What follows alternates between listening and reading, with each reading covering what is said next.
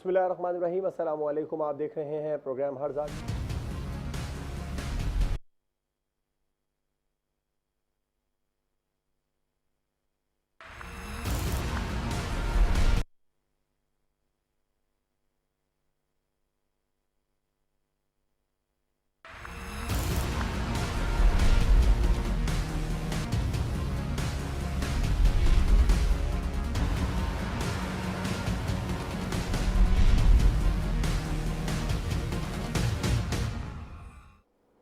बिस्मिल्लाहिर्रहमानिर्रहीम, अस्सलाम वालेकुम। आप देख रहे हैं प्रोग्राम हर जाविये से और मैं हूं जवाद कमाल। आज जुडिशल कमीशन का एक अहम तरीन इजलास हुआ जिसमें नामजद 5 जजेस के खिलाफ 5 के मुकाबले में 4 वोट आए, जिसके बाद इजलास को फौरी तौर पर ख़त्म कर दिया गया। अब ये जो जुडिशल कमीशन के इजलास में जजेस की तकर्री का मामला है, सुप्रीम कोर्ट में कुछ नुकात आ रहे हैं कि सीनियरिटी वजह बन रही है, रुकावट बन रही है कि सीनियर जजेस को क्यों नज़रअंदाज किया जा रहा है। जो जस्टिस काजी फायज़ ईसा ने चीफ जस्टिस को ख़त लिखा था उसमें सीनियरिटी को ही उन्होंने बुनियाद बनाया था।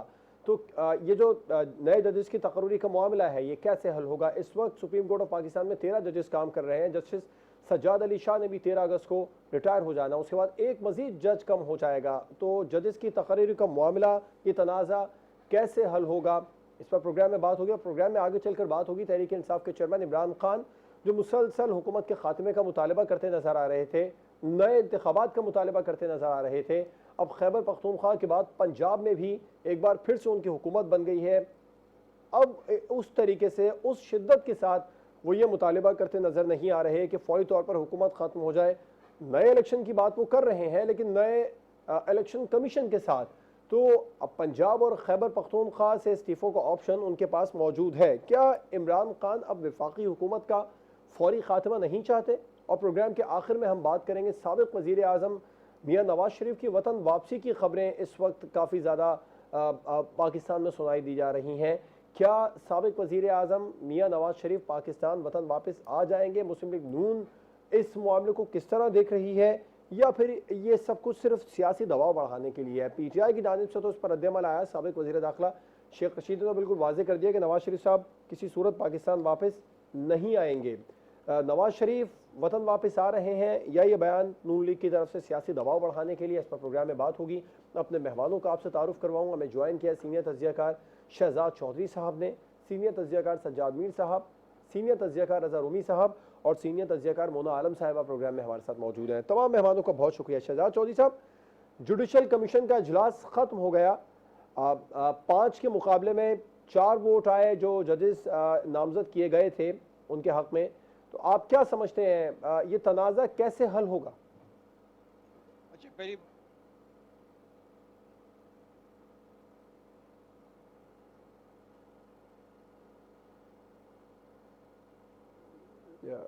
ठीक, शहजाद चौधरी साहब आपकी तरफ आएंगे, आपकी आवाज़ हम तक नहीं पहुंच पा रही। सज्जाद मीर साहब, आप क्या समझते हैं, जजेस तकर्री का तनाज़ा कैसे हल होगा? तनाज़ा नहीं है जी, एक सिस्टम बनाया हुआ था, प्लानिंग की हुई थी, सब कुछ किया हुआ था। जस्टिस इफ्तिखार चौधरी के ज़माने में बहुत ले दे हुई और पार्लियामानी कमीशन भी इसके बाद बना गया, जुडिशल कमीशन, पार्लियामानी कमीशन, जो फैसला करता था। लेकिन चीफ जस्टिस ने ये किया कि अगर वो भी रिजेक्ट कर देता है तो वापस सुप्रीम कोर्ट हेयरिंग करता था और कहता था कि हम वही जजेस लगा रहे हैं जिसको हमने पास किया था। इसमें अरकान की तादाद के बारे में भी सवाल था, जो बाद में कुछ हल कर लिया गया था, कुछ मामला मतलब सेटल कर दिया गया था। लेकिन एक तरह से ये बात तय हो गई थी कि सुप्रीम कोर्ट के चीफ जस्टिस ने ये इख्तियार अपने हाथ में रखा हुआ था।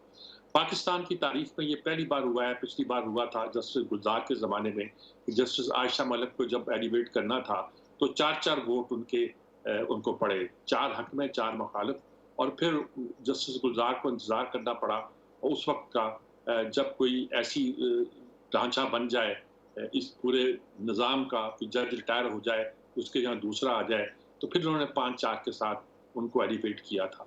इस वक्त जो सूरत हाल हुई है, पहली बार हुआ है कि 5-4 की अक्सरियत के साथ जजेस को रिजेक्ट कर दिया गया। इतराज़ हो रहा था कि आप जूनियर जजेस को आगे ला रहे हैं, 3 सिंध से ला रहे हैं, 1 पेशावर से ला रहे हैं, 1 आप लाहौर से ला रहे हैं। इस्लामाबाद के चीफ जस्टिस का क्या कसूर है? अतुल्ला का, वो सीनियर जज हैं, उनको क्यों नहीं ला रहे? बाकी चीफ जस्टिस क्यों नहीं ला रहे? ये बहुत एतराज़ था कि सीनियरिटी के बेसिस पर मुकर्रर होने चाहिए, होता चाहिए। पिछली बार भी इतराज़ हुआ था, इस बार भी इतराज़ हुआ। पिछली बार में जो जजेस मुकर्रर हुए थे उन पर हरफगिरी की गई थी, और कुछ बातें ऐसी हैं कि जब बेंच बनते हैं तो वो उनको जो अहमियत दी जाती है वो बहुत अहम हो गई है। इस वक्त सूरत हाल ये है कि चीफ जस्टिस ने पहली बार एक तरह की शिकस्त खाई है और वर्डिक्ट दिए बगैर इजलास खत्म हो गया है। यानी कि ये नहीं कहा गया कि चीजें रिजेक्ट हो गई हैं। हो ये रहा है कि सुप्रीम कोर्ट के चीफ जस्टिस जो है वही नाम सजेस्ट करते हैं और उनमें नामों पे वोट पड़ता है। काजी फाइज ईसा ने कहा था कि मेरी गैर मौजूदगी में आप क्यों शुरू कर रहे हैं, लेकिन वो स्पेन से ज्वाइन किया उन्होंने वीडियो लिंक के जरिए से। अशतर और साहब मुल्क से बाहर थे, उन्होंने भी ज्वाइन किया वीडियो लिंक के जरिए से। और अब जो हमारी बार काउंसिल होती है उसके अरकान भी उसमें शामिल होते हैं। तमाम लोगों के राय के हवाले से, खास तौर पर सिंध के जो जजेस जिनका तकर्रर किया गया उनमें से 2 के बारे में, वहाँ जस्टिस उस्मानी हैं रिटायर्ड, उन्होंने बहुत इस पर एतराज़ किया। तो ये सारी सूरत हाल जो पहली बार पैदा हुई है, और मेरे ख्याल में अदलिया पर, खास तौर पर अदलिया के चीफ जस्टिस पर हाल ही में बहुत दबाव आने लगा है। एक बात याद रखनी चाहिए कि किसी ने ये कह दिया था इफ्तिखार चौधरी के ज़माने में कि वो हमारे कमांडर हैं। उस वक्त से चीफ जस्टिस खुद को कमांडर समझ रहे हैं। हालांकि चीफ जस्टिस का यूनिटी ऑफ कमांड का मामला नहीं होता फौज की तरह, बल्कि उनके यहाँ तो होता है कि हर जज बराबर है, हर जज के बराबर राइट्स हैं। कुछ एडमिनिस्ट्रेटिव राइट्स होती हैं चीफ जस्टिस को दिए जाते हैं। हमारे चीफ जस्टिस ने पिछले अरसे से वो राइट्स कुछ ज़्यादा इस्तेमाल करना शुरू कर दिए। बेंच बनाने का राइट, मुकदमे तफवीज़ करने का राइट, बहुत सी बातें होती हैं जिसमें बाकी लोगों से राय नहीं दी जाती। इसमें पहले भी एक बार बगावत हुई है। अब भी लगता है कि ये सूरत जो पैदा हो रही है ये दुरुस्त नहीं है। अदलिया को इस मामले को ज़्यादा इंसाफ के असूलों के मुताबिक खुद ही तय कर लेना चाहिए, यही बेहतर होगा। ठीक, शहजाद चौधरी साहब क्या समझते हैं आप, ये जजेस की तकरीर का जो तनाज़ा है ये कैसे हल होगा? मेरी आवाज़ आ रही है आपको? जी जी बिल्कुल सर। अच्छा ठीक है। मैं ये कह रहा हूँ कि देखिए इसमें कोई अचंभे की बात नहीं है। हर जगह पे जहाँ नॉमिनेशन प्रमोशंस होती हैं, पहले रिकमेंडेशंस आती हैं, वहाँ पर अब मैं इसकी बात करूँगा जुडिशल कमीशन की, या ये जो nomination to supreme court, nominations आती हैं from the Sindh high court, Punjab high court या लाहौर हाई कोर्ट, और उनके बेंचेस मिल के आपस में वहाँ से 2 या 3 या 4 रिकमेंडेशन भेजते हैं जो कि सुप्रीम कोर्ट में भेजे जाते हैं रजिस्ट्रार के पास। ये जितनी भी नॉमिनेशंस होती हैं उसके अंदर से वो जितनी नॉमिनेशंस आती हैं उनके रिकॉर्ड्स देख के चीफ जस्टिस अपना आइडेंटिफाई करता है कि ये ज़्यादा कैपेबल या ये ज़्यादा सूटेबल लोग हैं, उनके ऊपर जुडिशल कमीशन बैठता है। जुडिशल कमीशन में सिर्फ चीफ जस्टिस की नहीं चलती, उसका एक वोट होता है, जिसमें बाकी मेंबरान है सबका वोट होता है। तो आज के अंदर आज जो फैसले हुए उसके अंदर ये हुआ कि 5 वोट जो चीफ जस्टिस साहब की नॉमिनेशन नहीं थी, ये जो रिस्पेक्टिव बार्स और रिस्पेक्टिव बेंचेस हैं मुख्तलिफ जगहों के, उनकी रिकमेंडेशंस थी, उनमें से ये लोग थे जो कि नॉमिनेट करके जिनको ऊपर के लिए आया गया था। तो मेरा ख्याल है गलत तासुर देना कि चीफ जस्टिस ने खींच के लेके आता है, ऐसी बात हरगिज़ नहीं होती, गलत बात है। अच्छा, दूसरी बात, कोई बात नहीं हुआ तो नहीं हुआ।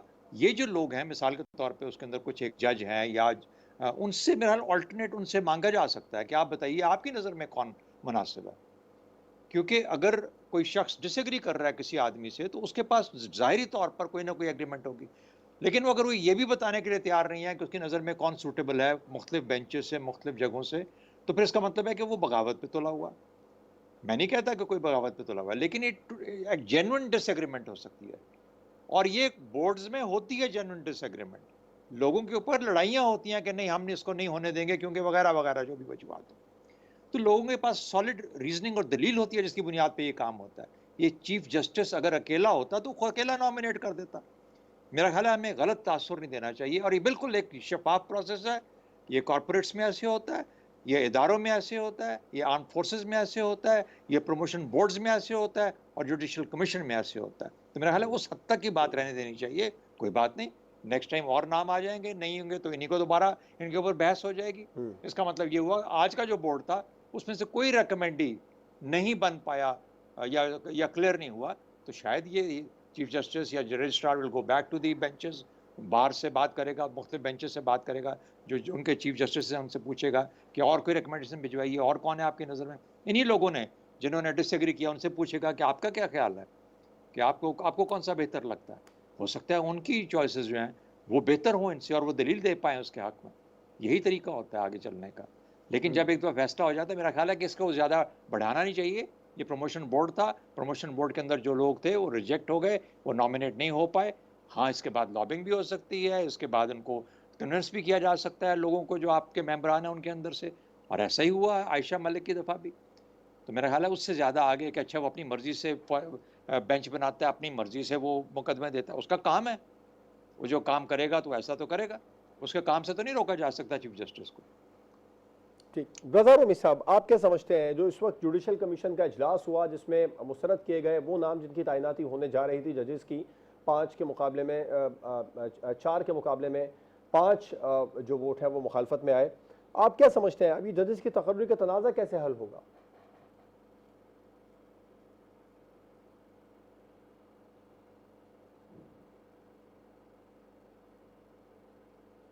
मोना आलम साहब, आप बताइएगा जजेस तकर्री का तनाज़ा कैसे हल होगा इस वक्त जो जुडिशल कमीशन का इजलास हुआ वो ख़त्म हो गया?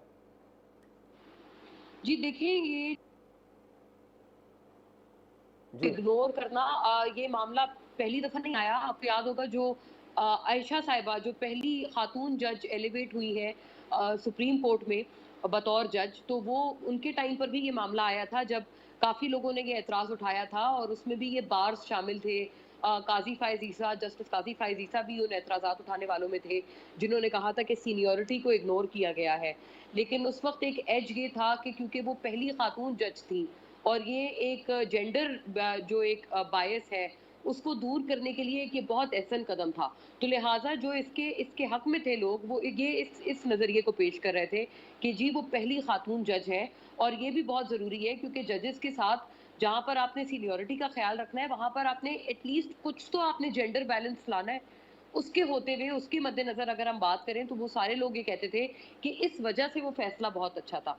अच्छा, ये मैटर अब दूसरी दफा उठा है और वंस अगेन बार्स ने इसके ऊपर एतराजात उठाए हैं।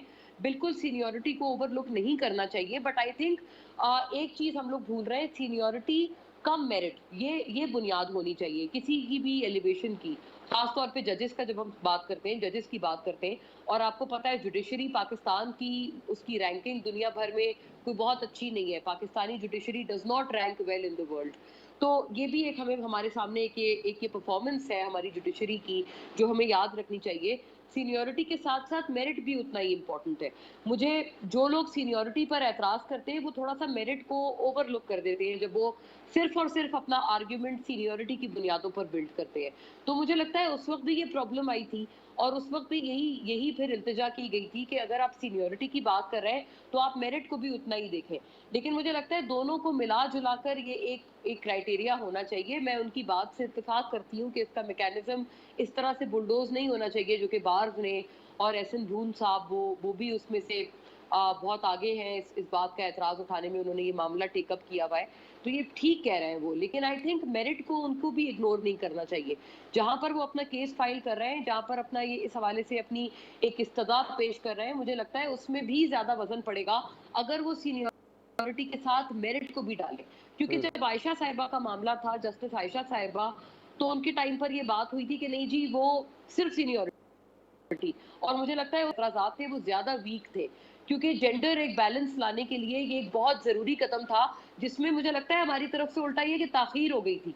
ये तो हमें बहुत पहले at least at that point in time मुझे लगता है कर लेना चाहिए था कि एटलीस्ट खवातीन की कुछ तो नुमाइंदगी हो हमारे एपेक्स कोर्ट के जजेस मेंबरान में। तो ये उस वक्त तो कुछ भी नहीं थी, तो ये तो बहुत पहले हो जाना चाहिए था। उस मामले में तो मुझे लगता है सीनियरिटी की जो एक जिद थी या उसके ऊपर जो इसरार था वो मुझे लगता है कि वो बेमायनी था, उसके तो उस तरह से मायने नहीं थे। लेकिन इस दफा भी जो ये बात कर रहे हैं मुझे लगता है मेरिट को क्यों ओवरलुक कर देते हैं। सीनियरिटी का जरूर ख्याल रखें लेकिन साथ साथ मेरिट को भी उतना ही ध्यान में रखना होगा।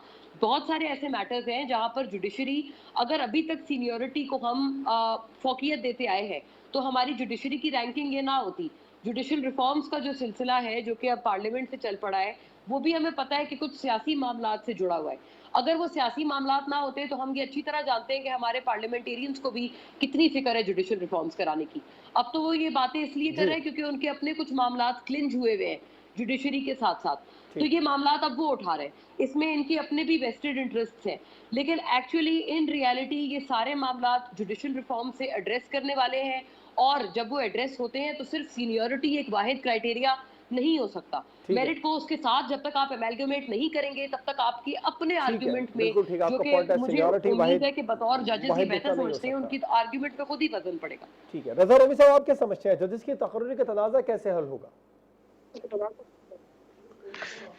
देखिए, ये तनाज़ा जो है ये इसकी बुनियादी तौर पे तो इसका सियासी पस मंज़र है। आपको पता ही है कि इस वक्त जो एक जिसे हम कहते हैं पोलिटिसाइजेशन ऑफ जुडिशरी और जुडिशलाइजेशन ऑफ पॉलिटिक्स, ये दो अवामिल जो हैं ये साथ में चल रहे हैं। यानी कि अदलिया जो है उसका अब खुद एक सियासी रंग हो गया जजों का, उनके फैसलों का। वो चूंकि उनके पास इतने सियासी केसेस आते हैं और अल्टीमेटली वो सियासी फैसले ही देते हैं क्योंकि ये इतने पेचीदा मामलात होते हैं। और दूसरी तरफ सियासत में जो अदलिया का एक रोल बन चुका है, देखिए पाकिस्तान में पहले ये होता था, अगर आपको याद हो तो 1990 की दहाई में एक ट्रॉयका था जिसे मुशाहिद हुसैन साहब ने ये टर्म इंट्रोड्यूस करवाया। ट्रॉयका जो है उस वक्त का प्रेसिडेंट जो होता था वो उसके ऊपर होता था, उसके पास 58(2)B की पावर होती थी, प्राइम मिनिस्टर होता था और आर्मी चीफ होता था। ये इफ्तिखार चौधरी साहब के बाद और वकला की तहरीक के बाद और जजों की तहरीक के बाद ये ट्रॉयका बदल गया आर्मी चीफ, चीफ जस्टिस और प्राइम मिनिस्टर में। तो अब ये मसला ये है कि ये पाकिस्तान की ये एक बड़ा सियासी मामला, ये टेक्निकल मसला नहीं है। टेक्निकल मसला तो रूल से और आप ये बना लें ये वो हल हो जाता है। ये असल में खालिस्तान एक सियासी और गवर्नेंस का मसला है और ज़ाहिरी बात है इसके ऊपर हम सब एहतियात से बात करते हैं। आपको पता है कि मुकद्दस गाय की हैसियत होती है हमारे चंद इदारों को, उनके बारे में आप खुल के तो बात कर नहीं सकते।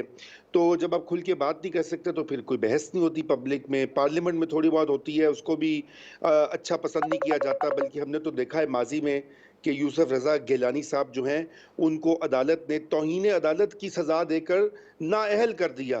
कमाल की बात है, दुनिया में पहली बार ऐसा हुआ कि एक जुडिशरी ने एक मुंतखब वज़ीर आज़म को अपने ओहदे से फारिग कर दिया। और ये मेरे ख्याल से कम ही नज़ीर मिलती है। सिर्फ ये तीसरी दुनिया के लातीनी अमेरिका के मुल्क जो होते हैं ना, बनाना रिपब्लिक्स जिन्हें कहा जाता है, जहाँ पे कोई कानून, कोई इंतज़ाम, कोई रूल ऑफ लॉ नहीं होता, तो वहाँ पे होता है। तो ये तो है पस मंज़र। तो इस वक्त मसला ये है कि ना तो हमारी अदलिया दूध में धुली है, ना ही हमारे सियासतदान दूध में धुले हैं। अब ये प्रॉब्लम है कि ये इस वक्त एक खींचा तानी की कैफियत बनी हुई है। ये जो आज की जुडिशल कमीशन जो अपॉइंटमेंट्स के ऊपर जो फैसला भी आ रहा है, इस पर पहले बहस हो रही है, ये एक तनाव सा बना हुआ है बिटवीन द पार्लियामेंट में जो इस वक्त रूलिंग कोalition है और superior judiciary.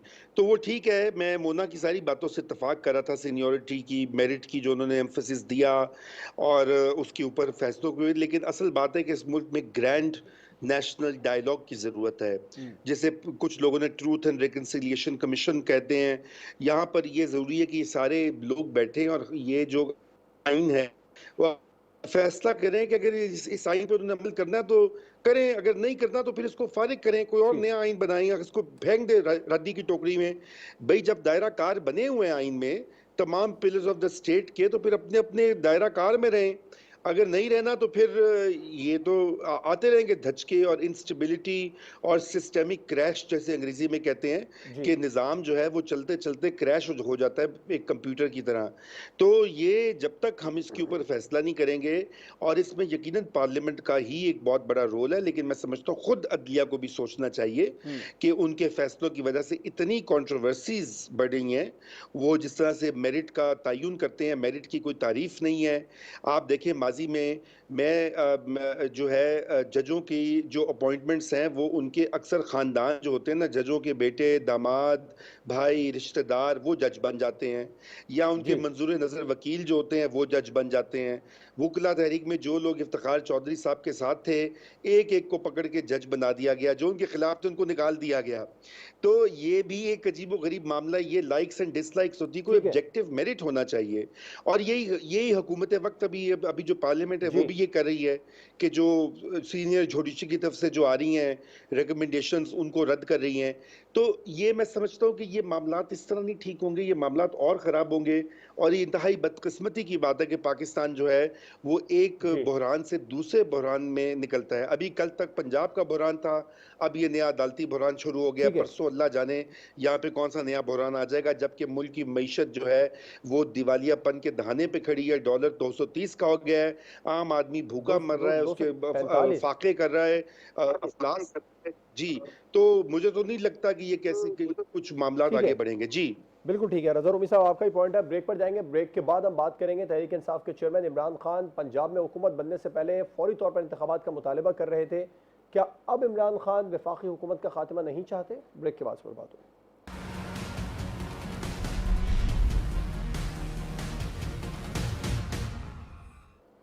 Welcome back.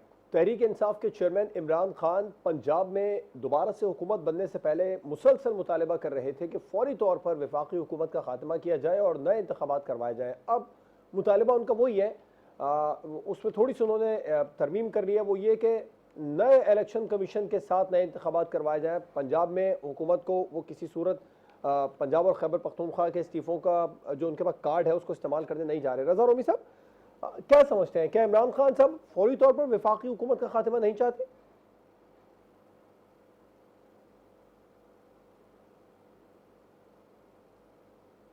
Mona साहिबा, आप क्या समझती हैं, फौरी तौर पर अब इमरान खान वफाकी हुकूमत का खात्मा नहीं चाहते?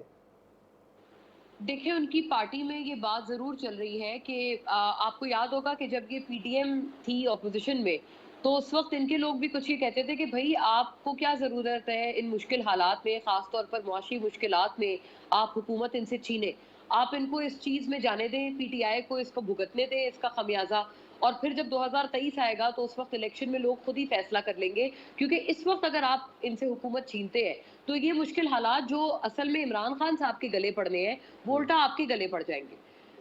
जो अक्लमंद लोग थे वो पीडीएम में ये बात करते थे बशमूल लंदन चैप्टर के, लेकिन उसको नहीं माना गया और आपने देखा कि हुकूमत इमरान खान साहब से छीन ली गई। अब इस वक्त हम जो खड़े हैं 3 महीने बाद, तो उसका रिजल्ट हम तमाम के सामने है। हुकूमत छीनने से क्या हुआ? इमरान खान साहब की पॉपुलैरिटी बढ़ी, पीडीएम की जो अपनी पॉपुलैरिटी थी वो ग्राफ गिर गया। पंजाब के ज़िमनी इंतखाबात इसका जीता जागता मुंह बोलता सबूत है। तो ये सारी चीजें हुई। अब इमरान खान साहब के भी जो उनकी तरफ के अकलमंद लोग हैं वो उनको भी यही बात करते हैं कि देखिए IMF का प्रोग्राम अभी तक आपका नहीं हुआ है। मिफ्ता साहब वजीर खजाना तसल्लियों पे तसल्लियां दे रहे हैं, लेकिन उसके बावजूद भी उन्होंने अभी तक पैसे नहीं रखवाए हैं। जो अगली ट्रांच है IMF की वो हमारे पास अभी भी नहीं है। तो वो उनको यही कह रहे हैं कि इन मुश्किल हालात से आप इन लोगों को दो चार होने दें, आप इस वक्त हुकूमत गिराने की या इलेक्शंस में जाने की जल्दबाजी ना करें और आप उल्टा ये करें कि आप 2023 तक का वेट करें। उनके अपने लोग भी उनकी तरफ के अकलमंद जो लोग हैं वो यही उनको तजवीज़ दे रहे हैं। क्योंकि इस वक्त होगा क्या, अगर इन मुश्किल हालात में इलेक्शंस हो जाते हैं, इसके बाद इमरान खान साहब जो उनकी पॉपुलैरिटी है, मुझे इसमें कोई शक नहीं कि वो उस हुकूमत में बासानी आ जाएंगे और इस दफ़ा शायद बगैर किसी सपोर्ट के भी आ जाए। तो अगर वो आ जाते हैं, मुआशी हालात तो किसी के कंट्रोल में नहीं है, ये तो कुछ एक्सटर्नल फैक्टर्स हैं। वही IMF के साथ नेगोशिएशंस होंगी, उसी IMF को आमादा करना है, राजी करना है, कड़वा घूंट पीना है, मुश्किल फैसले करने हैं, जिसका एक सियासी असर आएगा, उसकी एक सियासी कीमत है। तो इमरान खान साहब को वो भुगतनी पड़ेगी या चुकानी पड़ेगी। तो ये सारे लोग उनकी तरफ भी यही बात कर रहे हैं। लेकिन और एक और इसमें फैक्टर ये है कि कुछ ताकतवर हल्के भी खान साहब को यही बातें पहुंचा रहे हैं कि इस वक्त मुल्क के हालात ये तकाजा करते नहीं है कि इस वक्त हम इलेक्शंस की तरफ जाएं, क्योंकि इस वक्त IMF के साथ जो हमारी टॉक्स हैं या बातचीत है, हम ये नहीं कह सकते कि वो कामयाब हो गई है या हतमी शक्ल उन्होंने ले ली है, बल्कि अभी भी चल रही है। क्योंकि अगर वो कामयाब हो चुकी होती तो उनकी तरफ से जो आना था, जो किस्त आनी थी, वो आ चुकी होती, और हकीकत ये है कि वो अभी तक नहीं आई है। तो सारे वो जो कुछ हल्के हैं, जो ताकतवर हल्के हैं, वो खान साहब को यही एडवाइस कर रहे हैं कि इस वक्त थोड़ा सा आप वेट एंड वॉच करें। खान साहब भी, मुझे लगता है ये उनकी स्ट्रेटजी है, उनकी तरफ से भी इस बात पे गौर फौज हो रहा है कि वो थोड़ा सा आर्म ट्विस्टिंग करना चाहते हैं पंजाब की हुकूमत लेकर वफाकी हुकूमत की। जो वो कह रहे हैं कि वो राना सनाउल्लाह साहब और अताउल्लाह तारड़, ये कुछ लोग हैं जो कि उन्होंने पिन पॉइंट या मार्क किए हुए। फिर ब्यूरोक्रेसी में खासतौर पर पुलिस पे जो लोग हैं जिन्होंने 25 तारीख को उनके लोगों के ऊपर किया या एक्शन किया, उनके साथ भी उन्होंने हिसाब चुकता करना है वगैरह वगैरह। तो वो टफ टाइम देना चाहते हैं पंजाब हुकूमत में आकर वफाक को। एक तरफ से केपी टफ टाइम देगा, एक तरफ से पंजाब टफ टाइम देगा, तो वो एक तरह से एक सैंडविच कर देना चाहते हैं ये मखलूत हुकूमत को। तो ये एक स्ट्रैटेजी जरूर है जो इमरान खान साहब के हवाले से ये भी वो सोच रहे हैं। लेकिन मैं ये बता दूं कि वो इलेक्शंस में भी ज्यादा देर नहीं कर सकते। उसकी वजह क्या है कि उनकी इस वक्त जो पॉपुलैरिटी है वो उसको बहुत आगे तक सस्टेन नहीं कर पाएंगे। इस वक्त पॉपुलैरिटी का उनके ये आलम है कि जिसे कहते हैं ना, मिसाल होती है लोहा गर्म है, उन्होंने अभी हथौड़ा मारना है। अगर इसमें ताखीर की तो उसका भी उसको एक सियासी नुकसान खान साहब को चुकाना पड़ सकता है। लेकिन आई थिंक कि वो 1 महीने तक ज़रूर वेट एंड वॉच करेंगे और पंजाब हुकूमत के ज़रिए वफाक की आर्म ट्विस्टिंग करने की वो भरपूर कोशिश करेंगे। राइट, शहजाद चौधरी साहब, आप भी इस बात से मुत्तफिक हैं कि इमरान खान साहब अब फौरी तौर पर इंतखाबात नहीं चाहते? जी, आपने जो लफ्ज़ शुरू किया था, इस्तेमाल किया था कि शिद्दत के साथ नहीं चाहते, उसका ज़िक्र तो उन्होंने किया कि जल्दी हो जाने चाहिए, लेकिन वो शिद्दत नहीं है। और क्यों हो? उनको जो वफाकी हुकूमत है, एक अपाहज और महबूस हुकूमत नज़र आती है। यानी उनके हाथ में तो कुछ भी नहीं रह गया सिवाय असल में इस्लामाबाद का जो कैपिटल एरिया है, उसके अलावा ऑफ़ कोर्स बाकी इम्पोर्टेंट एरियाज़ भी हैं, जिसके अंदर फाइनेंस है, बाकी चीज़ें, फॉरेन रिलेशंस है। लेकिन देखिए जब और फिर साथ उनके पास 2 सूबे हैं, बड़े सूबे हैं, जिनके अंदर अपना वो असर दिखा सकते हैं। अवार्ड्स हो गए, एनएफसी अवार्ड मिल गए, बजट बन गए। अब तो वक़्त है पैसे खर्च करने का। एहसास प्रोग्राम लेके फिर से पंजाब में चले गए। तो उनका ये वक़्त है अपनी फिर से अपने आप को री-एनर्जाइज़ करने का, ख़ास तौर पे पंजाब के अंदर। तो वो वक़्त लेंगे, इस्तेमाल करेंगे और वफाकी हुकूमत को और कमज़ोर तर नज़र आने देंगे कि हाँ ठीक है, देखें ये है आपकी वफाकी हुकूमत जिसमें 13 लोग बैठ के किसी किस्म का कोई फैसला अपने बारे में नहीं कर पाते। दूसरा, वफाकी हुकूमत कमज़ोर नज़र आती है। आम तौर पे ऐसी हालत के अंदर जब आपके पास कुछ भी नहीं रह गया और हर चीज़ आपसे छीनी जा रही है, आप वाक़ई में आप डिक्लेयर कर देते हैं कि हमने यही गलती इमरान खान ने की थी जब उसको शुरू में सपोर्ट नहीं मिल रही थी या उसको कोलिशन पार्टनर्स तंग कर रहे थे कि उसको अर्ली इलेक्शन में जाना चाहिए था, मिड टर्म चला जाता। तो आज इस हुकूमत को भी यही कुछ करना चाहिए, लेकिन नहीं करेंगे। उसकी वजूहात हैं। पहली बात ये थी कि इन्होंने इमरान खान से खलासी कर लेनी थी, वो ले ली। बड़े कमाल तरीके से उन्होंने इमरान खान को साइड पे कर दिया क्योंकि ये पॉलिटिकल एस्टैब्लिशमेंट है, वो एक आउटलेयर है। वो आउटलायर जो है वो जब अंदर आया तो उन्होंने कहा ये तो हमें मार खा जाएगा, ये तो बहुत एक अजीब किस्म का गैर रिवायती सियासतदान है। तो उस गैर रिवायती को बाहर निकालें। वो निकाल तो दिया, लेकिन वो फिर से एक तूफान की तरह उठ के फिर से इनके सर पे आ गया। 4 चीज़ें ये हुकूमत ने कर ली हैं। नैब, इलेक्शन कमीशन, यानी नैब का बिल्कुल से उसको ख़त्म करके नीचे कर दिया। मिनिस्ट्री फॉर इंटीरियर के इलेक्शन कमीशन तकरीबन इनके हिसाब से चल रहा है, मेरे हिसाब से काफ़ी हद तक इनकी तरफ सपोर्टिव है। तीसरा, आर्मी चीफ बना देते हैं और कहते हैं कि अगला भी बना देंगे तो फिर वो भी शायद इनका अपना ही आदमी निकले। ऐसा होगा तो नहीं, लेकिन इनका ख्याल है। और चौथा, अब जुडिशरी पीछे पड़ गई है, तो इनको 6-8 महीने चाहिए इस हुकूमत को भी जुडिशरी को उतना ही कंट्रोवर्शियल करना जितना कि पिछले 6 साल में फौज को कंट्रोवर्शियल किया है। ये इदारों को तबाह बर्बाद करने देना चाहते हैं ताकि कोई इनके सामने कोई जो होता है ना अपोजिंग फोर्स, अपोजिंग चीज़ वो सामने ना आए। सियासतदान वो करें जो इनकी मर्जी है और उसमें इमरान खान सबसे बड़ा इनके आगे परेशानी इनको नज़र आती है। तो मुझे यूँ सारा एक जिसे कहते हैं एक खिचड़ी पकी नज़र आती है जिसके अंदर हर कोई अपने अपने जो ऑब्जेक्टिव्स उसको परसू कर रहा है। ख़ास तौर पे ये हुकूमत इस वक्त इसलिए ये मार खाते रहेंगे, ये गालियां भी खाते रहेंगे, लेकिन जब तक कंट्रोवर्शियल नहीं कर लेते जुडिशरी को उस वक्त तक ये गालिबन अनाउंस भी नहीं करेंगे। तो इसलिए दोनों साइड से दोनों को फ़ायदा यही फ़ायदा है। अपने तौर पे वो देखते हैं कि अगर हम इलेक्शन ना कराएं जल्दी। राइट, सज्जाद मिर्ज़ा, आप क्या समझते हैं, इमरान खान साहब फौरी तौर पर वफाकी हुकूमत का खात्मा अब नहीं चाहते? देखिए, दूसरा नैरेटिव भी बयान किया जा सकता है। एक तरफ तो हम कहते हैं कि ये हुकूमत कमज़ोर है, ये इदारों को तबाह करना चाहती है, अच्छी तरह तबाह कर दे तो जाएगी। दूसरी तरफ ये भी कहा जा सकता है कि इमरान खान ने इदारों को तबाह कर दिया है। अब वो इदारों के साथ अपने ताल्लुकात को हमवार करना चाह रहा है। वो अदलिया के साथ भी करना चाह रहा है, वो फ़ौज को भी पैगामात दे रहा है और उसको ये भी मालूम है कि इस वक्त इक़्तिदार लेने का मतलब ये है कि उस कुर्सी पे बैठना, उन जूतों पे खड़ा होना जो कि इस वक्त ये हुकूमत खड़ी है। और महंगाई का सारा बोझ इसने उठा लिया है। IMF के साथ मुज़ाकरात इमरान कर रहा था, लेकिन अब सारा मलबा जो है वो इस हुकूमत पर पड़ा है। ऐसे में इमरान क्यों चाहेंगे कि फौरी तौर पर वो उनके शूज़ में आए और वो बातें करें और वो मलबा उठाएं, क्योंकि वो तो ज़ाहिर है कि डॉलर की कीमत को कंट्रोल नहीं कर सकते। ज़ाहिर है कि वो IMF की जो शराइत हैं उनको वो अनडू नहीं कर सकते। वो सारी वो चीज़ें जो हो रही हैं, अभी तो वो कह रहे हैं कि हमने तो ठीक कर दी थी मईशत, इन्होंने तबाह कर दी। फिर ये नैरेटिव हो जाएगा कि मईशत वैसी की वैसी तबाह उन्होंने भी की है, इन्होंने भी की है और वो भी जिम्मेदार है महंगाई की और सारी बातें करेंगे। फिर वो मेरे ख्याल में उनको ज़्यादा अगर चाहिए शौक है कि वफाक की हुकूमत उनके पास हो, क्योंकि वो उसी को अहम समझते हैं। लेकिन वो सूबाई हुकूमतों की जो ताकत है उसको नज़रअंदाज नहीं करना चाहते।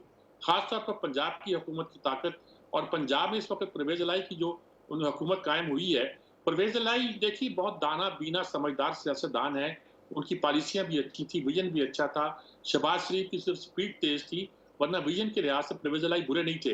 लेकिन मसला ये है, परवेज इलाही ने काम किया है परवेज मुशर्रफ के साथ ही। इमरान खान का ख्याल है कि वो उनके साथ काम कर लेंगे, लेकिन मैं फिर पूछता हूँ क्या वो उनके साथ वैसे काम कर सकेंगे जैसे बुजदार कर रहा था? वैसे तो नहीं करेंगे। लेकिन उसके बावजूद भी वो पंजाब से और खैबर पख्तूनख्वा से दस्तबरदार नहीं होना चाहते इस वक्त। उनके साथ रहकर अगर उनको कौमी असम्बली के इलेक्शन कराने की इजाजत दी जाए तो शायद वो उसके लिए हाँ करते हैं। अच्छा, फिर इसमें डिफरेंट बट स्पॉट है, तो उनको चीफ इलेक्शन कमीशन का मसला है, उनको इलेक्शन रूल्स का मसला है, उनको पंजाब में और फेडरल गवर्नमेंट में टैरिफ गवर्नमेंट बनाने का मसला है। इसके लिए उन्हें बहुत से अदारों के साथ नेगोशिएट करना पड़ेगा। क्या वो कर पा रहे हैं कि नहीं कर पा रहे? मेरे ख्याल में वो अभी तक नहीं कर पा रहे। उनके लोग जो है कोशिश करते हैं। हमारे यहाँ सबसे बड़ी मुसीबत ये है कि हम जब ये काम करते हैं तो ऐलान ये करते हैं कि हमारा कोई ताल्लुक नहीं है, हम किसी इस्टेब्लिशमेंट से बात नहीं करेंगे, हम किसी गैर आईनी काम में शरीक नहीं होंगे, हम कोई ऐसा काम नहीं करेंगे जिससे ये हो कि कोई हमें सपोर्ट कर रहा है या कोई हमारी बेज़ाकी बन रहा है। लेकिन भाई, अदारों को चलाने के लिए अगर आप कहते हैं इलेक्शन कमीशन खत्म किया जाए, तो ये कैसे किया जाएगा? अगर आप इलेक्शन के बारे में कुछ शराइत है वो उनको तय करना चाहते हैं तो कैसे की जाएंगी? अगर आपकी डिमांड जो है वो पूरी होने के लिए कोई रास्ता निकाला जा सकता है तो मुज़ाकरात की मेज पर निकाला जा सकता है। मुज़ाकरात से उन्हें शक पड़ता है कि उनकी पॉपुलैरिटी कम होगी। तो ये सारी बातें हैं जो फौरी तौर पर इलेक्शन की तरफ नहीं जाएंगे और कुछ वक्त निकालेंगे। कितना निकालेंगे ये मैं कुछ नहीं कह सकता। बिल्कुल ठीक है। रज़ा रोमी साहब, इमरान खान साहब, आप भी इस बात से मुत्तफ़िक़ हैं कि अब फौरी तौर पर वफाकी हुकूमत का खात्मा नहीं चाहते? देखिए, मुझे नहीं, मैं नहीं जानता कि वो इस वक्त क्या चाहते हैं इमरान खान साहब। जाहिर बात है, अभी तो उनके पास पंजाब की गवर्नमेंट आ गई है और परवेज इलाही पे उनका 100% कंट्रोल तो होगा नहीं, क्योंकि वो एक अलग पार्टी है। और परवेज इलाही, जो आप सब जानते हैं कि वो इमरान खान के साथ एक वक्ती इत्तेहादी हैं। दरअसल तो परवेज इलाही साहब जो हैं वो उनके बड़े दरीना और पुराने ताल्लुकात हैं इस्टेब्लिशमेंट के साथ। इसलिए अब जो इस्टेब्लिशमेंट का जो फैसला होगा आने वाले दिनों में, या जो रुख वो देखते हैं, उसी के ऊपर बात होगी। लेकिन वो उससे कतई नज़र के इस्टेब्लिशमेंट क्या चाहे या ना चाहे, ये जो सिस्टम अब वजूद में आ चुका है, जहाँ पे एक मरकज़ी हुकूमत है और वो महसूर है, वो वल्नरेबल है, वो कमज़ोर है, और हर रोज़ वो गैर मकबूल हो रही है महंगाई और माशी बदहाली की वजह से, तो ये सिस्टम ज़्यादा देर चल नहीं सकता। मेरा तो तज्ज़िया ये है, मेरे पास ये इससे कतई नज़र के कौन सही है कौन गलत है या कौन तोड़ेगा असेंबली, ये इस निज़ाम में और इस अरेंजमेंट में एक इनहेरेंट इंस्टेबिलिटी है।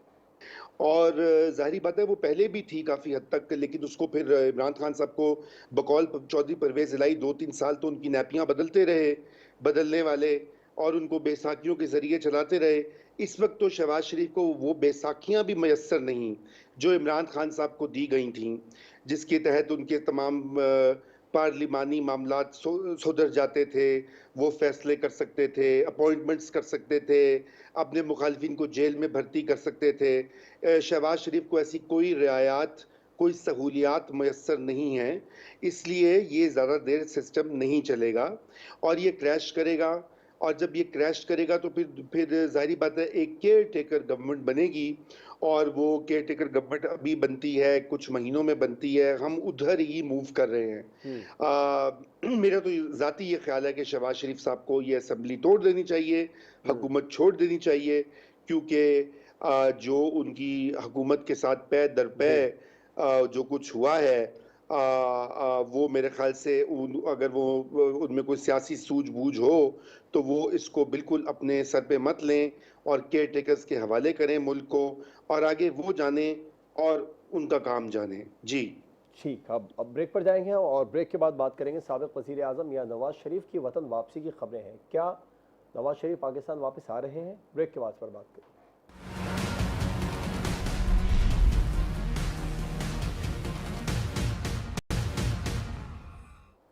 Welcome back. साबिक वज़ीर आज़म मियां नवाज शरीफ की पाकिस्तान वापसी की खबरें हैं। क्या नवाज शरीफ पाकिस्तान वतन वापस आ रहे हैं या ये सिर्फ बयान सियासी दबाव बढ़ाने के लिए? शहजाद चौधरी साहब। अच्छा जवाद, मुझे ये बताइए कि जो 4 माह का तजर्बा है इसके अंदर इस हुकूमत का, जो कि PDM की हुकूमत जिसे कहते हैं, इसमें आपको क्या नज़र आया? इसमें ये नज़र आया कि पीडीएम का जब इकट्ठ होता है तो फजलुर रहमान उसको लीड करते हैं, हम्म। जब कहीं जलसा करना है तो मरियम नवाज उसको लीड करती हैं या एड्रेस करती हैं। उसके अलावा शहबाज शरीफ साहब का रोल इसमें क्या रह गया इस हुकूमत में? हाँ, प्राइम मिनिस्टर हैं, लेकिन प्राइम मिनिस्टर कहीं नज़र नहीं आते कुछ करते हुए। फैसला करना होता है, नवाज शरीफ साहब वहाँ बैठ के एक उसके लिंक के थ्रू इससे खिताब करते हैं और वो बताते हैं क्या करना है, क्या गलत है, क्या सही है। तो मुझे यूँ लगता है कि अगर इस सारे तजर्बे के कोई लूजर्स हैं तो वो शहबाज शरीफ है। हमजा शहबाज शरीफ को आपने देख लिया पिछले 2 माह के अंदर, 2.5 माह के अंदर, क्या लगते हैं? वो कम से कम एक पब्लिक सर्वेंट नज़र नहीं आते आपको। इनका मिजाज ही नहीं है पब्लिक सर्विस का। सियासतदान को हमारे यहाँ कुछ और समझा जाता है, ये समझा जाता है बादशाह बन गया, वो बादशाह बन गया, प्रिंसेस, रॉयल्टी, ये समझा जाता है। ये पब्लिक खिदमतगार नहीं है। अच्छा, तो जब आप ये सब कुछ देखते हैं तो किसकी स्पेस बनी है? स्पेस बनी दूसरे धड़े की पीएमएलएन के अंदर। इसलिए बार-बार नवाज शरीफ साहब को, दूसरी वजह एक और आपको बताऊँ, मेरी नज़र में कम से कम, वो ये है कि शायद समझते हैं कि नवाज शरीफ के आने की वजह से जो इदारे हैं ये घबरा जाएंगे। नवाज शरीफ जाने और जुडिशरी का इदारा जाने जिसके वो मफरूर हैं या जो भी उनके खिलाफ मुकदमात हैं, वो जाने। बाकी ये समझना कि अच्छा किसी तरीके से उनसे आने के बाद पता नहीं यहाँ पे क्या तूफान आ जाएगा। 2 दफ़ा पहले जाके वापस आ चुके हैं, क्या हुआ? वही कुछ दोबारा हो जाएगा। इसलिए मेरा ख्याल है कि ना कोई डरेगा, ना कोई सहमेगा, ना आना चाहिए उनको। He should face the courts. अलबत्ता उनकी अपनी पार्टी के अंदर उन्होंने इन तमाम अवामिल की वजह से अपने आप को, फिर रेलेवेंट तो वो थे ही, अब साबित कर दिया कि मैं और मेरी स्ट्रीम जो है उसके अलावा और कोई इस काबिल नहीं है कि इस पार्टी को लेके आगे चल सके। तो अल्लाह उनको मुबारक करे, ज़रूर आए वापस, मेरा ख्याल है। अब आएंगे या नहीं आएंगे ये उनकी मर्जी, आपका क्या ख्याल है? वो जाने के लिए यहाँ वापस आने के लिए गए थे? मेरा तो नहीं ख्याल। ठीक, सदात मीर साहब, सिर्फ सियासी दबाव बढ़ाने के लिए बयान दिया जा रहा है या नवाज शरीफ साहब वापस आ रहे हैं? देखिए, नवाज शरीफ का वापस आना जो है ना, इसमें बड़े इफ्स एंड बट्स हैं और इसमें बहुत सी कुव्वतों को फैसला करना है और फैसला किया है कुव्वतों ने को वापस। लेकिन क्यों नहीं ला पाए? इमरान अचानक री इमर्ज कर बैठा और इमरान की ताकत ऐसी थी कि ऐसी सूरत में इनका आना जो था मुनासिब नहीं था। फिर जो ऐलान हुआ कि 7-8-10 दिन के अंदर पाकिस्तान आ जाएंगे, साडाक ने खुद ऐलान किया। फिर उसके बाद पता नहीं चलता वो ऐलान कहाँ गया, क्या हुआ उस ऐलान का, साडाक क्यों नहीं आ रहे, किस वजह से नहीं आ रहे। देखिए, मुल्क की इस मामले को इतना आसानी से ना समझे कि वो फलां ने फलां को तोड़ना है, फलां ने फलां को तोड़ना है।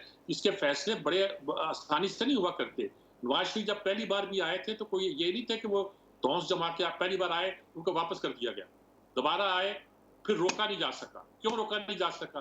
देखिए, ये रियासत के मामलात हैं, इसमें मैं ज़्यादा बात नहीं करना चाहता कि क्यों रोका नहीं जा सका, पहले क्यों रोक दिया गया था। नवाज शरीफ का आना भी कई % बट्स के साथ है और ये बात तय है, किसी ने बहुत उम्दा बात कही थी कि नवाज शरीफ तय कर लें कि जहाँ उन्हें सिकंदर मिर्जा की तरह अपनी बाकी ज़िंदगी लंदन में गुजारनी है, उसी हालत में जैसी सिकंदर मिर्जा ने गुजारी थी, या उन्हें पाकिस्तान में आकर अपना किरदार अदा करना है। अगर इमरान खान का चर्चा होता है दोबारा, इलेक्शन का ढोल बजता है, तो नवाज शरीफ को आना पड़ेगा, हर सूरत आना पड़ेगा। लेकिन जाहिर है वो ये नहीं चाहते कि वो आए और सीधे जेल जाएं। इसके लिए कुछ उन्हें पहले शायद लगता है, मैं यकीन के साथ नहीं कह सकता कि कुछ उन्हें यकीन दहानी कराई गई होंगी। लेकिन इस वक्त सूरत हाल ये है कि उनका आना जो है वो कई मसाइल पैदा कर सकता है और लेकिन वो ये फैसला इसलिए करना चाहते होंगे कि अगर वो फैसला नहीं करते तो मुस्लिम लीग नून का जितना भी रहा सहा जहाँ वकार है वो भी खाक में मिल जाता है। ठीक है, रज़ा रोमी साहब, आप क्या समझते हैं, सिर्फ सियासी दबाव बढ़ाने के लिए बयान दिया जा रहा है या वाकई में नवाज शरीफ साहब वापस आ रहे हैं?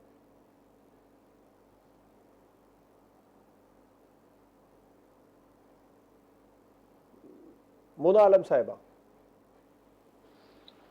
देखिए, एक्चुअली नवाज शरीफ साहब आना चाहते हैं, अभी नहीं, काफ़ी पहले से आना चाहते हैं। और इसका सबूत ये भी है कि मरियम नवाज साहिबा, आपको याद होगा जब उन्होंने मंडे को प्रेस कॉन्फ्रेंस की थी तो उन्होंने कहा था कि ये गारंटी दी गई थी कि नवाज शरीफ वापस आएगा तो जेल नहीं जाएंगे, उनको जेल नहीं जाना पड़ेगा। ये उनकी एक मुझे नहीं पता टंग स्लिप था या उन्होंने बेख्याली में ये बात कह दी या जानबूझ के कही, मैं नहीं जानती, लेकिन उन्होंने ये बात कही। तो यानी कि कुछ एश्योरेंसेस दी गई थी, जिसकी वजह से जो मेरे पास एटलीस्ट इत्तला है वो ये है कि नवाज शरीफ साहब काफ़ी तैयारी पकड़ चुके थे अपने तौर पर कि वो वापस आएंगे। राना सनाउल्लाह साहब भी कहते थे कि ये तो आधे घंटे की एक कागजी कार्रवाई है जो कि हम कर लेंगे और हमारी हुकूमत इंश्योर करेगी कि नवाज शरीफ साहब वापस आ जाए। लेकिन बहुत कुछ ऐसा है नवाज शरीफ साहब की वापसी के हवाले से और उस गारंटी के हवाले से जो कि शायद उनको दी गई थी, जो कि नहीं वैसा हुआ जैसा कि उन्हें कहा गया था। और यही वजह है एक्चुअली जिस वजह से नवाज शरीफ साहब नहीं आए। अब ये जो एक सिग्नलिंग है ना जो पीएमएलएन कर रही है, मुझे लगता है वो एक्चुअली उन लोगों को कर रही है जिनकी तरफ से उनको गारंटी दी गई थी कि नवाज शरीफ साहब वापस आना चाहते हैं, तो आप लोगों ने जो कहा था या हमें जो कहा गया था वो आप पूरा करें। मुझे लगता है ये एक सिग्नलिंग हो रही है, ये एक बड़ी इंपॉर्टेंट बात है। दूसरा ये बिल्कुल अभी बात हुई, मैं इससे बिल्कुल इत्तेफाक करती हूँ कि ये जो धारी तलवार थी ना जो पीएमएलएन का बयानिया था, ये इनके अपने लिए बहुत मनफी साबित हुआ है। एक तरफ मफामत, दूसरी तरफ वो मज़ामत, और ये बिल्कुल किसी तरह से इनके लिए फ़ायदेमंद साबित नहीं हुआ। जो मरियम नवाज़ साहिबा कहती थी कि मज़ामत होगी तभी तो मफामत होगी, वो मुझे लगता है नहीं हुई है। उस तरह से नहीं हुई है जिस तरह से ये लोग चाहते थे। और शायद इनको भी जिसे कहते हैं ना सीधा दिखा के उल्टा इनके साथ किया गया है, तो इस तरह की चीज़ कुछ इनके साथ भी हुई है। तो ये मामलात उस तरह से नहीं चले हैं। पीएमएलएन की इस वक्त पॉलिटिकली स्पीकिंग अवाम में क्या स्टैंडिंग है, आप देख लें। जब 3 अप्रैल को इमरान खान साहब की हुकूमत और ये तमाम मामला हुआ था, और जो 11 तारीख को फिर जो जिस तरह से फिर वो निकाले गए और जो कुछ हुआ असेंबली में, उसके फ़ौरन अगले दिन बल्कि उसी रात को मुझे याद पड़ता है, पूरे मुल्क भर में एहतजाज, लोग खुद निकले। इमरान खान साहब उनको कोई लीड नहीं कर रहे थे, खुद निकले लोग, सड़कों पर आए। अभी जब ये मामला हुआ, जब हमजा शहबाज साहब को निकाला गया, उसी कोर्ट ने उनके हवाले से भी फैसला दिया, उनके खिलाफ फैसला दिया। नए वजीर आला आए, कौन निकला सड़कों पे? कोई भी नहीं निकला। बल्कि वो जो एक पीएमएलएन का लिबर्टी चौक पे जलसा होना था, उसमें कितने लोग थे? उसमें एक कॉमेडियन को बुलाया गया इस उम्मीद से कि शायद वो उसकी वजह से उसको देखने के लिए कुछ लोग आ जाएंगे, लेकिन अफसोस के साथ कोई नहीं आया उस तरह से, क्योंकि पीएमएलएन के अपने लिए बड़ी इंट्रोस्पेक्शन का वक्त है। अगर इस वक्त मुझे लगता है इस at this point in time उनकी जमात एक अपने बॉटम लो से गुजर रही है, बहुत रफ पैच से गुजर रही है। अगर उनको कोई रिकंसाइल करवा सकता है तो वो नवाज शरीफ साहब की वापसी करवा सकती है। लेकिन पीएमएलएन ये समझती है कि अगर वो वापस आए और उनको जेलों का या कोर्ट्स का सामना करना पड़े, तो वो उल्टा ये कि उल्टा उनके लिए मनफी हो जाएगा और उनके लिए नेगेटिव होगा। ये चीज वो एश्योरेंस चाहते हैं उन्हीं ताकतवर हलकों से जिनसे उनसे शायद उनको एश्योरेंस मिली थी at one point in time, कि उनको ये एश्योरेंस दोबारा दी जाए कि वो वापस आएंगे तो वो जेल नहीं जाएंगे। ठीक है, मुना आलम साहिबा, शहजाद चौधरी साहब, सज्जाद मीर साहब, रजा रोमी साहब प्रोग्राम में हमारे साथ मौजूद थे। तमाम मेहमानों का बहुत शुक्रिया। प्रोग्राम आपने देखा नाज़रीन, आपसे मुलाकात होगी इंशाअल्लाह अगले हफ्ते। इजाज़त दीजिए, अल्लाह हाफ़िज़।